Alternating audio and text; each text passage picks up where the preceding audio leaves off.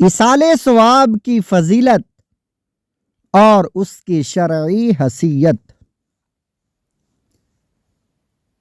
نحمدہ ونصلی علی رسولہ الکریم، اما بعد فاعوذ باللہ من الشیطان الرجیم، بسم اللہ الرحمن الرحیم۔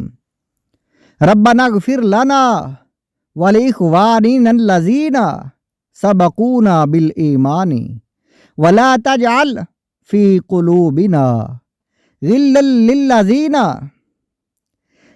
للذین آمنوا ربنا انک رؤوف الرحیم۔ صدق اللہ مولانا العظیم وبلغنا رسولہ النبی الکریم ونحن علی ذلک لمن الشاہدین والشاکرین والحمد للہ رب العالمین۔ حمد و صلات کے بعد قرآن مجید فرقان حمید سورہ حشر سے آیت نمبر 10 تلاوت کرنے کا شرف حاصل کیا۔ رب تعالیٰ سے دعا ہے کہ وہ اپنے پیارے محبوب صلی اللہ علیہ وآلہ وسلم کے صدقے و طفیل مجھے حق کہنے کی توفیق عطا فرمائے، اور ہم تمام مسلمانوں کو حق کو سن کر اسے قبول کرنے کی اور اس پر عمل کرنے کی توفیق عطا فرمائے۔ آج میں اس محفل میں ایصال ثواب کے متعلق کچھ اہم باتیں کروں گا۔ ایصال ثواب کسے کہتے ہیں؟ ایصال ثواب کیوں کیا جاتا ہے؟ ایصال ثواب زندہ مسلمانوں کو بھی کیا جا سکتا ہے؟ کیا زندوں کے عمل سے میت کو فائدہ پہنچتا ہے؟ اور ایصال ثواب کی کیا فضیلت ہے؟ ان تمام عنوانات پر مختصر باتیں عرض کرتا ہوں۔ سب سے پہلے یہ جانیے کہ ایصال ثواب کسے کہتے ہیں۔ ایصال ثواب کا معنی ہے ثواب پہنچانا۔ ایک زندہ شخص جس طرح دوسرے زندہ شخص کو کھانا کھلا سکتا ہے، پانی پلا سکتا ہے، کپڑا پہنا سکتا ہے اور ہر قسم کا فائدہ پہنچا سکتا ہے، اسی طرح ایک مسلمان اپنے دوسرے مسلمان بھائی کے انتقال کے بعد نیکی کر کے اس کا ثواب اپنے مرحوم مسلمان بھائی کو پہنچا سکتا ہے۔ اگر مرحوم گناہ گار ہے تو یہ ایصال ثواب اس کے گناہوں کو مٹانے والا ہوگا، اور اگر مرحوم نیک ہے تو یہ ایصال ثواب اس کے درجات میں بلندی کا ذریعہ بنے گا۔ ایک سوال یہ ذہن میں آتا ہے کہ کیا زندوں کے عمل سے میت کو فائدہ پہنچتا ہے؟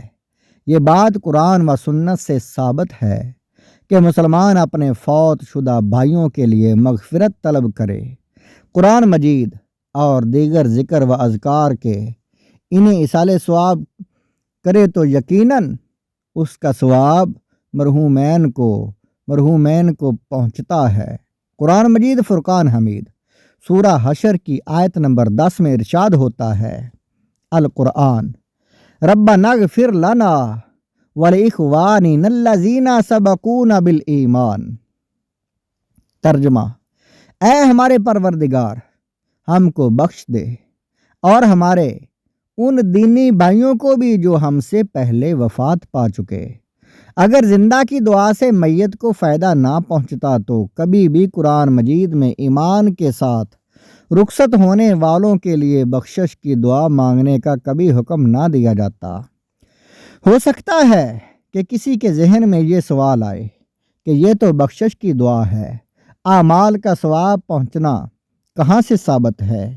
یہ احادیث سے ثابت ہے۔ آئیے احادیث آپ کی خدمت میں پیش کرتا ہوں، سنیے اور ایمان تازہ کیجیے۔